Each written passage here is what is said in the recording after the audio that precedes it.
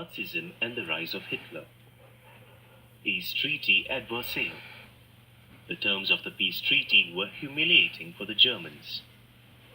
Germany had to pay in ships, gold, and securities nearly $5 billion before May 1921. Germany had to surrender all her merchant vessels, half of other ships, a quarter of her steam trawlers and fishing boats. Germany's coal mines would be used by the Allies. Germany's army, navy, and air force were stripped, and they were left with a small army to maintain law and order. Rhineland was demilitarized to protect France from German attack. German naval base in Heligoland was demolished. Entry of USA in the war. The United States entered the war on December 1941. On 7th December 1941, Japanese planes hit the American naval base at Pearl Harbor, Hawaii. Within a couple of hours, the Japanese had destroyed around 8 battleships, 189 airplanes, and 3 light cruisers, leading to a number of deaths and casualties. USA had been neutral and had not been involved in the war directly. They provided cash and arms to the Allies. After this incident, USA directly entered the war from the side of the Allied powers. Ideology of Nazism. The Nazis established an ideology of their own. The ideology of Nazism believed in the following: democracy and communism must be opposed. State is above all. People exist for the state. Aryan race is the superior race, and other inferior races should not hold important positions or posts. Jews are to be hated. War is glorified to achieve one's goal.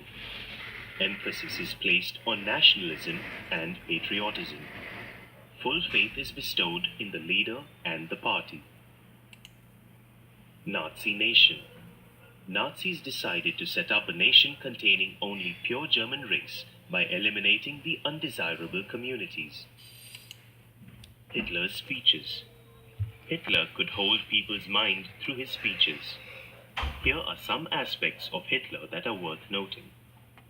Hitler had a manner of drawing attention by unique mannerisms, like the salute. He projected himself as a savior of the Germans. He spread a feeling of unity.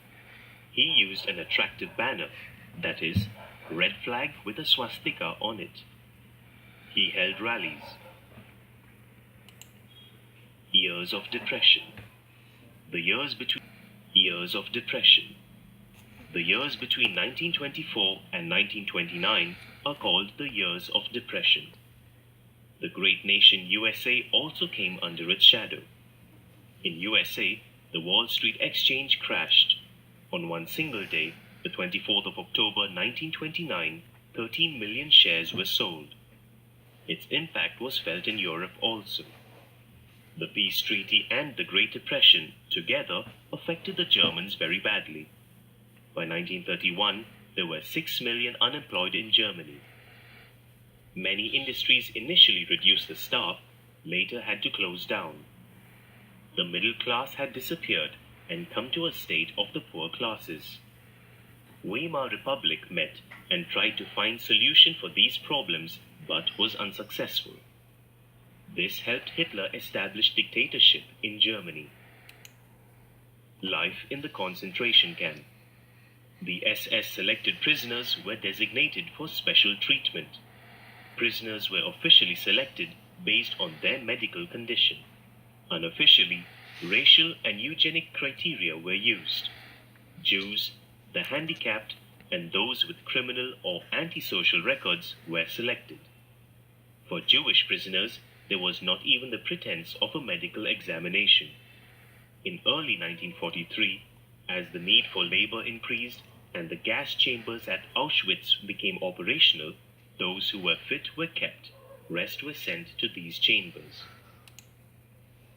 Special Police Forces. To strengthen the party, in 1925, after he became the leader, Hitler created a special police force called the Black Shirts, and the special troops called the Brown Shirts. Those who opposed Nazi principles and programs were put down by these police forces. There were other secret police called the Stormtroopers. These included the Gestapo, Secret State Police, Protection Squad, SS, Criminal Police, and Security Service, SD. Targeting Britain. Hitler's target in 1940, after the fall of France, was Britain. Germans made their first air raids on Britain on August 8, 1940. Hundreds of planes were smashed at Britain's ports, industrial centers, and at air defenses throughout the country. In Britain, the Royal Air Force gave a strong fight by attacking German strategic areas. Germans were not able to withstand the British attack. Churchill, the then Prime Minister, expressed pride in the Royal Air Force of Britain.